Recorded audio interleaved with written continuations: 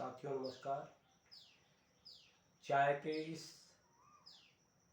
विषय में आज कोई विशेष विषय है जिसमें मैं आज वीडियो बना रहा हूँ और आपके साथ जानकारी को साझा करने की कोशिश कर रहा हूँ साथियों। उस विषय का नाम है ऑपरेशन सिंदूर, जो कि प्रथम अध्याय इसका शुरू हो गया साथियों। जैसे कि पहले भी हमने आपको बताया था कि भारत सरकार बहुत जल्द निर्णय लेने वाली है और जो अभी वार्ताएं चल रही हैं किसी न किसी रूपरेखा के अंतर्गत काम हो रहा है। थोड़ा धैर्य को धारण करके रखें साथियों। तो आज जो हम चर्चा करना चाह रहे हैं चाय पे साथियों, जो कि मैंने बताया ऑपरेशन सिंदूर अध्याय प्रथम से हम शुरू करते हैं, जिसमें सबसे पहले ये है कि साथियों की जो पुलवामा घटना के बाद भारत की तैयारी एवं विशेष जो विश्व का मंच है, पूर्ण समर्थन भारत के पास है, ये आपको बताइए साथियों। और उसकी पहली रणनीति के तहत ऑपरेशन सिंदूर को सफलतापूर्वक आवश्यक रूप से अमल में किया गया, जो टारगेट है वो 100% सफल रहा साथियों। नंबर दूसरा जो मैं कहना चाहता हूँ साथियों, यह अभी एक ट्रेलर है। जैसा कि हम लोग बचपन में, मैं आपको बताऊं बचपन की घटनाओं में, बचपन के दिनों में हम लोग फिल्म जाते थे, सिनेमा हॉल में जाते थे, और जो बाहर एक बोर्ड होता था लगा हुआ, उसमें क्या होता था, कुछ फोटो वगैरह वगैरह होती थी जो कि सिनेमा की जो उस पिक्चर के मुख्य अंश होते थे उनको दर्शाया जाता था, जिससे कि पूरी फिल्म की जो पिक्चर है वो कैसी होगी लगभग अनुमान के अनुसार वो फिक्स हो जाता था, जिसका अनुमान हम लोग लगा सकते थे। इसको हम ट्रेलर कहते हैं। तो जो अभी घटना हुई है मात्र एक ट्रेलर है साथियों। इसी के साथ मैं कहना चाहता हूँ साथियों इस क्रम में कि भारत सरकार द्वारा जो एयर स्ट्राइक करी गई है वो बिल्कुल स्टिक तरीके से, सटीक तरीके से, और बिल्कुल जो टारगेट के बिंदुओं को बिल्कुल स्पष्ट करके लगाया गया है, ना इधर ना उधर, न दाएं न बाएं, न ऊपर ना नीचे। जो टारगेट फिक्स था उसको लॉक करा गया और उस पर सफलता भारत सरकार को, जो हमारे वीर जवान को 100% 1% मिली है साथियों। चूंकि माननीय प्रधानमंत्री द्वारा जी जो कहा गया है कि भाई हम लोग जो हैं किसी भी हालत में जो पुलवामा घटना का बदला लेंगे, और ऐसा बदला लेंगे जो कि भूते न भविष्यते पाकिस्तान के लिए होगा। तो उसकी शुरुआत तो हो चुकी साथियों। और मैं इसमें ये भी कहना चाहता हूँ साथियों कि इस पूरे देश की महान जनता को बताना चाहता हूँ कि यह भी शुरुआत है दोस्तों। जनता, इस पूरे देश की जनता एक साथ, एक रूप में, संगठित तौर पर भारत सरकार के साथ है और देश के साथ है। चाहे कोई भी किसी धर्म का हो, जाति का हो, मजहब का हो, इससे कोई मतलब नहीं। मतलब पूरा देश एक, हिंदुस्तान एक, भारत एक है।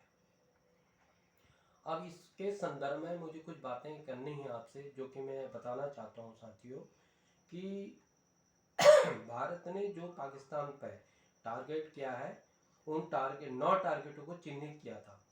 9 टारगेट, जिसमें कि मतलब ये समझो कि जो कार्रवाई हुई है उनका नंबर 1 टारगेट है, उसको हम बताना चाहते हैं, वह है बहालपुर है, वैसे उसका पूरा नाम बहालपुर है। इंटरनेशनल जो बॉर्डर है उससे करीब 100 किलोमीटर दूरी पर जैश ए मोहम्मद का ये जो है हेडक्वार्टर था, इसको भारत सरकार ने ध्वस्त कर दिया एयर स्ट्राइक के द्वारा। नंबर 2 जो टारगेट रखा गया है वो मुरीद के है। जो मुरीद के है शामा सेक्टर में आता है, लगभग 30 किलोमीटर दूर लश्कर ए तैयबा का ये जो कैंप था, इसको भी जो है पूरी तरीके से ध्वस्त कर दिया गया है। ये कैंप जो था साथियों, मुंबई जो आतंकी हमला घटना हुई थी वहाँ से ये संचालित होता था। मतलब वहाँ से इसकी जो मुंबई घटना की जो भी कार्रवाई वो संचालित करता वहीं से थे साथियों। नंबर 3 गुलपुर है साथियों, जो कि LIC के बिल्कुल पास है, पुंछ राजौरी के 35 किलोमीटर दूरी पर है। ये जो घटना हुई थी 24 जून को, आपको पता होगा साथियों, जो 24 जून 2024 को तीर्थ यात्रियों की जो बस के साथ घटना हुई थी, वो वहाँ से प्लान किया गया था, उसको पूरी तरह से ध्वस्त कर दिया गया साथियों। नंबर 4 है सवाई। मैं बताना चाह रहा हूँ, ये जो अभी टारगेट सेट करके जो टारगेटिंग हमला किया भारत सरकार ने, जो आतंकवादियों को जन्नत में पहुंचा दिया नूरू के साथ उनके रहने के लिए, तो उसी के बारे में बताना चाह रहा हूँ। चौथा है सवाई।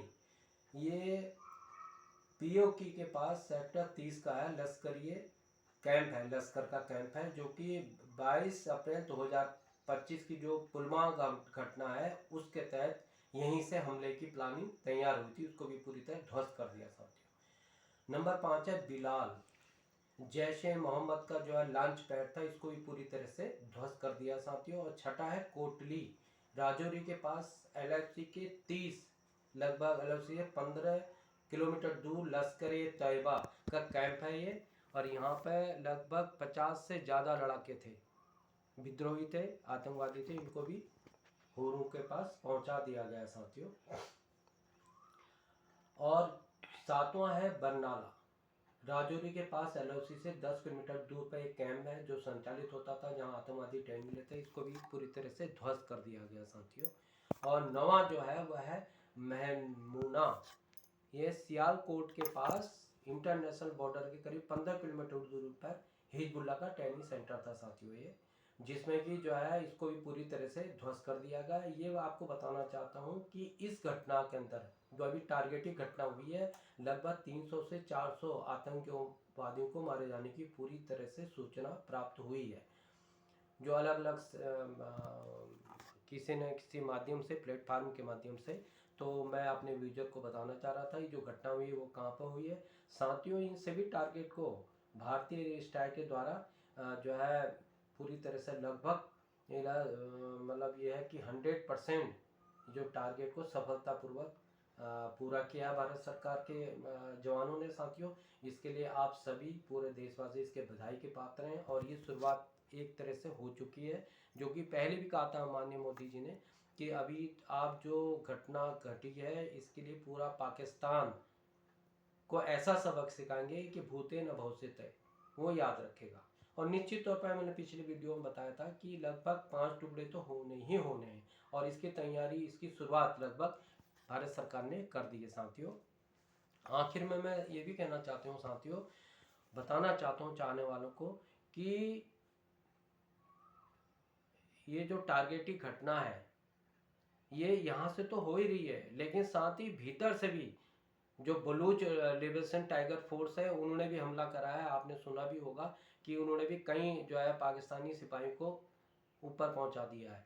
तो ये घटनाएं लगातार बढ़ती रहेंगी और इसका चक्र चलते रहेगा जब तक कि पूरी तरह से पाकिस्तान ध्वस्त न हो जाए, उसके 5 टुकड़े ना हो साथियों।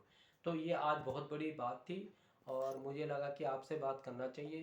किसी न किसी रूप में हम लोग मतलब इस बात का एक तरह से ये समझें कि भाई सफल ऑपरेशन है और भारत सरकार की बहुत बड़ी कूटनीतिक विजय है।